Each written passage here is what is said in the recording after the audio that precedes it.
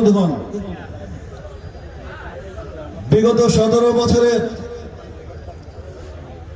আন্দোলন সংগ্রামের ফলে আমরা যে স্বাধীনতা অর্জন করেছি তার ধারাবাহিকতায় আমরা আজকে এই উপকূলে এইভাবে আমরা আজকে সমাবেত হতে পেরেছি। আপনারা নিশ্চয় জানেন, বিগত 5ই আগস্টের আগে এই ধরনের উন্মুক্ত মাঠে আমাদের সমাবেশ করার, কর্মী সভা করার কোনো অধিকার ছিল না।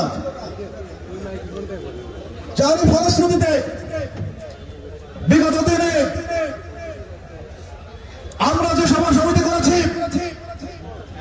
আমরা যে মিটিং করেছি, আমাদেরকে করতে হয়েছিল হয়তো কোনো ছোট ঘরে অথবা কোনো স্বল্প পরিসরে। এ ধরনের মুক্ত মঞ্চে, মুক্ত পরিবেশে আমাদের কথা বলার কোনো সুযোগ ছিল না।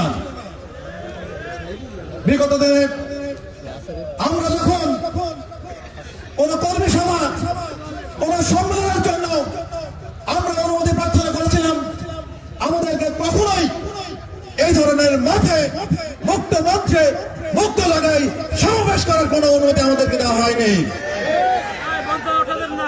যারই ফলশ্রুতিতে দল পরিচালনার জন্য আমাদেরকে এইভাবে গণতান্ত্রিক ভাবে, উন্মুক্ত ভাবে কোনদিন আমরা কোন কমিটি, কোন সমাবেশ, কোন সম্মেলন করতে পারি নাই। অনেকে বলে গেলেন আমাদের দলের মধ্যে অনেক বিভাজন আছে, অনেক বিতর্ক আছে।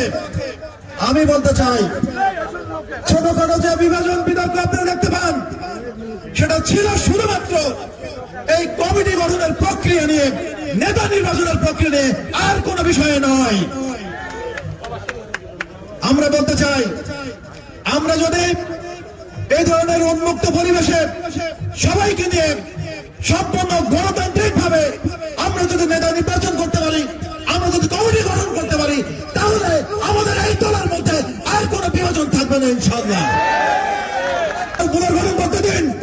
দেশনেত্রী বেগম খালেদা জিয়া, দেশনেত্রী জনাব তারেক রহমান যাকে ধানের শীষ দেবে তাদের অধীনে আমরা নির্বাচন করবো, তাদেরকে আমরা বিজয় করবো ইনশাআল্লাহ। আমরা ফেরেশতা না, আমরা আল্লাহর নবীও না।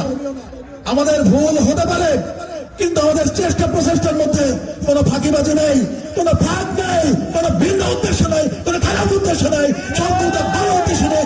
আমরা চেষ্টা করে যাচ্ছি। এই পৌর বিএনপি একমাত্র তার সাক্ষী সুরাব ভাই আছে, অন্য নেতারা আছে।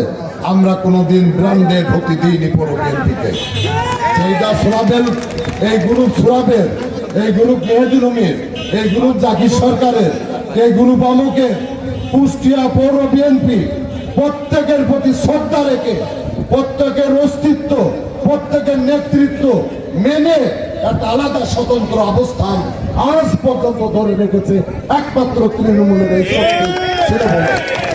আগামীতে এই কথাটা মনে রাখবেন, এটা জেলা হেডকোয়ার্টার, প্রত্যেকের নজর থাকে এখানে, প্রত্যেকের অধিকার থাকে এখানে। দৌলতপুর থেকে ফুকসা পর্যন্ত প্রতিটা নেতার এই মাটির উপর অধিকার আছে, কারণ এটা জেলা হেডকোয়ার্টার। এই নেতৃত্বের প্রতি অধিকার আছে, কারণ এটা জেলা হেডকোয়ার্টার।